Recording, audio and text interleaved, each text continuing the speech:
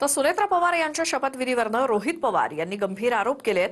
दादांच्या निधनाच्या चौथ्या दिवशी शपथ घेण्यास सुनेत्रा पवार तयार नव्हत्या, पण त्यांच्या पक्षातल्या नेत्यांनी दबाव टाकल्याचा आरोप केलाय। यावरनं भुजबळांपासून ते प्रफुल्ल पटेल आणि तटकरेंनी रोहित पवारांचा समाचार घेतला।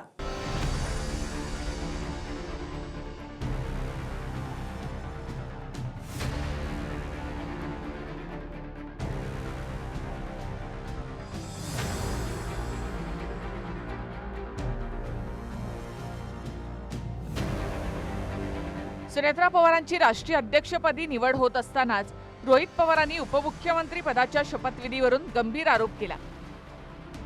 चौथ्या दिवशी शपथ घेण्याची सुनेत्रा पवारांची इच्छा नव्हती, मात्र नेत्यांनी दबाव टाकला असं रोहित पवार म्हणाले।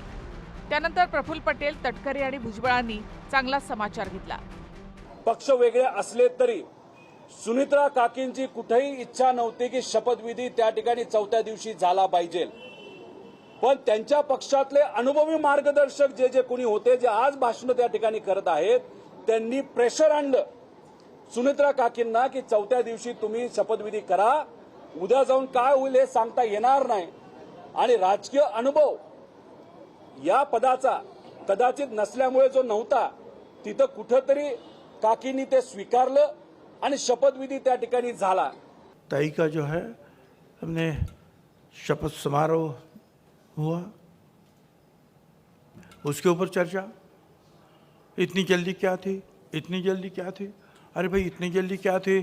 तो पहले 2 घंटों में आपने तो मर्जर की बात शुरू की, तो इतनी जल्दी क्या थी? तब तो जल्दी नहीं थे की हे जे काही मागच्या महिन्याभरामध्ये आपण राजकारण पाहिलं, अनेक लोक काही वेगवेगळ्या विधानं करायला लागले, ज्यांच्या काही घेणं नाही देणं नाही आपला पक्षाची, ते लोक आमच्या पक्षामध्ये आम्ही कसं चालवावं, आम्ही काय करावं, कोणत्या दिशेने जावं याचा आम्हाला उपदेश देत होते।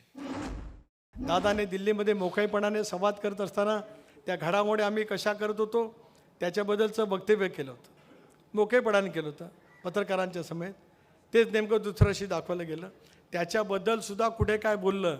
मी एवढाच इशारा करतोय जे बोलतात त्यांना की आता बोलण्याचं थांबवा, नाहीतर प्रत्युत्तर देण्यासारखी अनेक बाबी आहेत की त्यासुद्धा कधी ना काहीतरी मग स्पष्टपणाने मोकळेपणाने बोलण्याची वेळ सुद्धा येऊ शकते।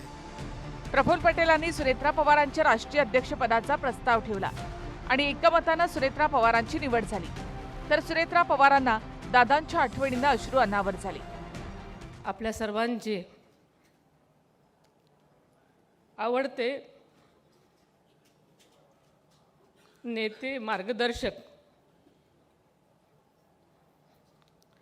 राष्ट्रवादी काँग्रेस पक्षाचे जे राष्ट्रीय अध्यक्ष होते आदरणीय दादांच्या जाण्याने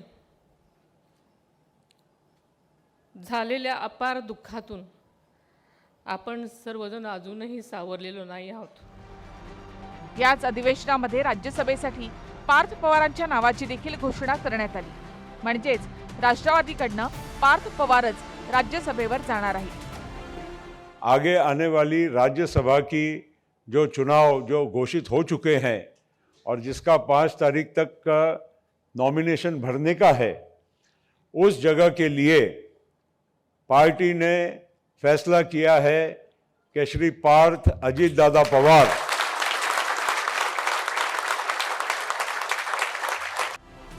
पण आईची राष्ट्रीय अध्यक्षपदी निवड होत असताना आणि त्यांच्या नावाची राज्यसभेसाठी घोषणा होत असताना स्वतः पार्थ पवार मात्र अधिवेशनामध्ये उपस्थित नव्हते। यावरून देखील आता चर्चा रंगली आहे। अक्षय मंकणी, TV9 मराठी, मुंबई।